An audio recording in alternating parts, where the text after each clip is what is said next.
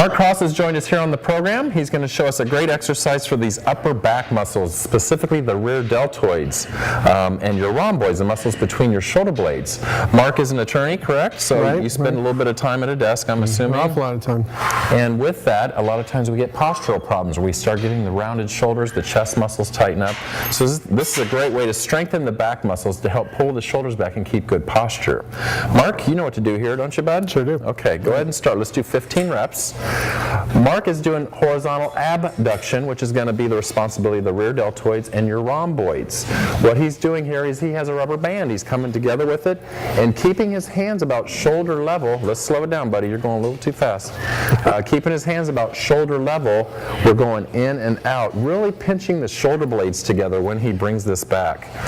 When you do this correctly, you'll feel it all the way across the top of your shoulders. It's a great exercise for strengthening those upper back muscles. And again, it's going to do tremendous things for your posture, so both men and women can benefit from this one. All right, feel good? You can go ahead and let go of that. All right. And then, now you mentioned earlier the apprehension of going to a gym and the stereotypical drill sergeant type trainers. I mean, well, there are two things, I guess. One was I knew I wasn't in good shape, and so and I figured people at gyms were working out all the time. You could tell by looking at a lot of them that they obviously have been, and I felt I would be embarrassed going in a situation like that. Number two, I've seen enough, probably video and so forth, of trainers where they're more like drill sergeants, where the focus is on, in my mind, more on them, trying to make sure that the client suffers. Right. And here I found that the goal was, no, it's about the client, it's not about the trainer. Right. The trainer uses their knowledge to help the client, and it's very client focused, and made a big difference for me. It's real common, and you're mentioning it, that he's seen it before. Some trainers have the mentality that you need to have that client so sore the next day, and that's the worst approach a trainer can take, especially with a new exerciser. Yeah, I expected to be sore when I started because I was starting from zero, basically. Right. But if it was so painful to have come here, I couldn't have sustained it, let alone gotten past the point where there was no more pain, really. I mean, it's just, you can feel it, but it's not painful. It just felt like exercise, so it felt good. So in order to get past that initial stage, I mean, the trainers had to work with me at my level and work me up. Right. And we did that. I could lift 50 pounds more on the bench press when I finished than when I started, for example. I mean, it was noticeable and measurable. It made a big difference.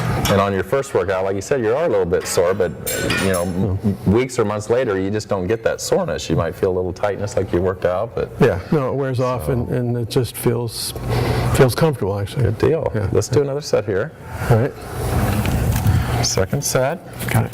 Okay, Marc's going to exhale as he brings the bands back. That is the exertion phase of this exercise. Now, how people cheat on this one, these upper back muscles aren't always the biggest and strongest muscles, but these lower back muscles and mid back muscles are. So as people get tired, a lot of times they start dropping their hands down lower. That's going to incorporate some of the bigger muscles and take the pressure off of the little muscles that we're trying to target here. So try to keep in mind to have your hands up at shoulder level. Don't let them drop down low where your big latissimus dorsi and larger muscles are going to be kicking in. And Marc's doing 15 reps. There's 15. That's 15. Go ahead and let go of that.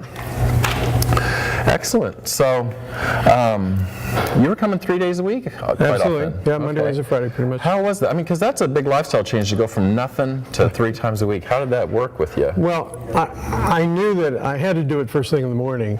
If I saved it for after work, I would find too many excuses not to come here. Right. So I kind of had a routine in the morning where I pushed the clock up so the alarm rang a little bit earlier, but then I just got up and had a routine and I had to be at a certain time. Right. Because my trainer's waiting for me. So I just forced myself to get here. We go through it. By the time we finished, I was awake. Yeah. And I'd already done it. And how did were your energy levels good throughout the day? Were you wiped out? How did you feel the rest of the day?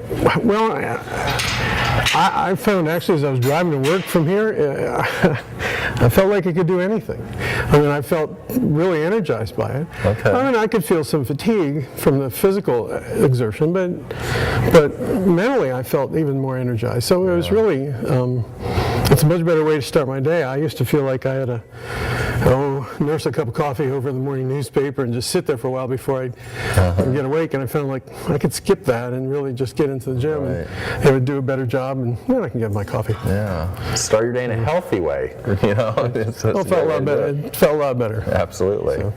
All right, that's it for the rear deltoids. We're going to move on to another exercise and visit with Mark a little bit more. All right.